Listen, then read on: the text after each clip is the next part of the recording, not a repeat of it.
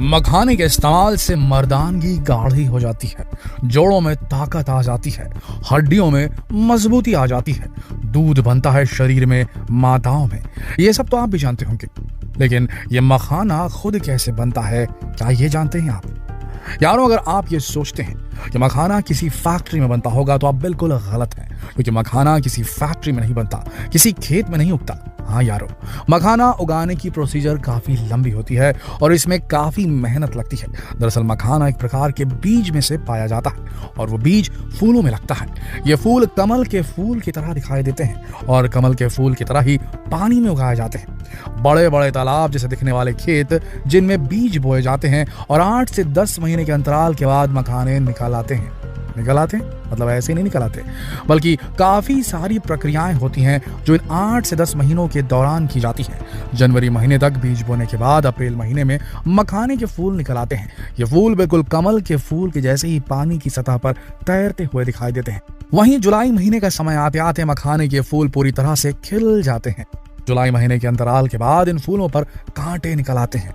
कांटे निकल आने के बाद ये फूल काफी अजीब दिखाई देते हैं और साथ ही साथ इन फूलों का वजन भी काफी बढ़ जाता है, जिसके कारण ये फूल पानी के अंदर डूब जाते हैं। पानी के अंदर डूब जाने के बाद लगभग 1 से 2 महीने तक ये फूल पानी के अंदर ही डूबे रहते हैं।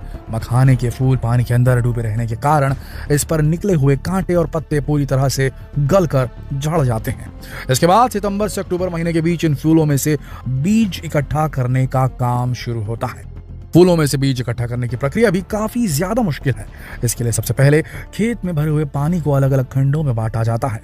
पानी को अलग अलग खंडों में बांटने के लिए करा का इस्तेमाल किया जाता है। करा एक प्रकार के बांस के खंभे होते हैं। इन खंभों को पानी के अंदर गाड़ कर पानी के अलग अलग खंड बनाए जाते हैं, जिसके बाद ये फूल इन खंडों में बट जाते हैं। इसके बाद गांज नाम के एक बर्तन से इन फूलों को इकट्ठा किया जाता है।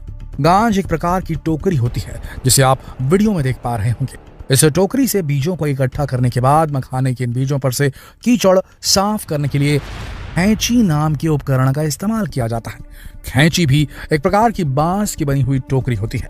इस टोकरी की मदद से मखाने के बीज पर लगा हुआ पूरा कीचड़ साफ हो जाता है, जिसके बाद इन बीजों को चलनी में डाला जाता है। चलनी में ठीक प्रकार से छानने के बाद ढेर सारे बीजों में से छोटे बीज अलग हो जाते हैं और बड़े बीज अलग कर लिए जाते हैं। इसके बाद महिलाओं की मदद से फिर एक बार खराब और छोटे बीज हाथों से अलग किए जाते हैं। बड़े और इस्तेमाल किए जा सकने वाले बीज अलग से निकालकर इसे कुछ समय के लिए धूप में रखा जाता है। धूप में रखने के कारण बीजों के अंदर की नमी कुछ मात्रा में कम हो जाती है। धूप सेकने के बाद इन बीजों को बड़ी बड़ी भट्टियों के ऊपर एक बड़ी कढ़ाई में भूना जाता है। फिर यह प्रक्रिया ठीक वैसी होती है जैसे पॉपकॉर्न को भूना जाता है। ऐसा करने से मखाने का यह बीज काफी गर्म हो जाता है और इसके ऊपर का छिलका तोड़ना काफी आसान हो जाता है। मखाने के बीजों को भट्टी पर भूनने के बाद इन्हें अफरा और थापी के लिए भेजा जाता है।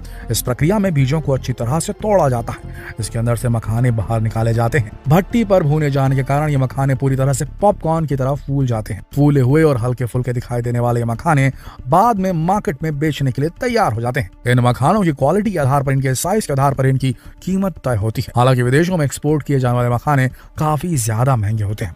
आपको एक बात बता दें दोस्तों, दुनिया में जितने मखाने की खपत होती है उसका 90% मखाना भारत में उगाया जाता है। भारत में भी सबसे ज्यादा मखाने की खेती बिहार के दरभंगा और मधुबनी जिले में होती है। इसके अलावा भी देश के कई हिस्सों में मखाने की खेती की जाती है, लेकिन भारत का 80% मखाना केवल बिहार राज्य में उगाया जाता है।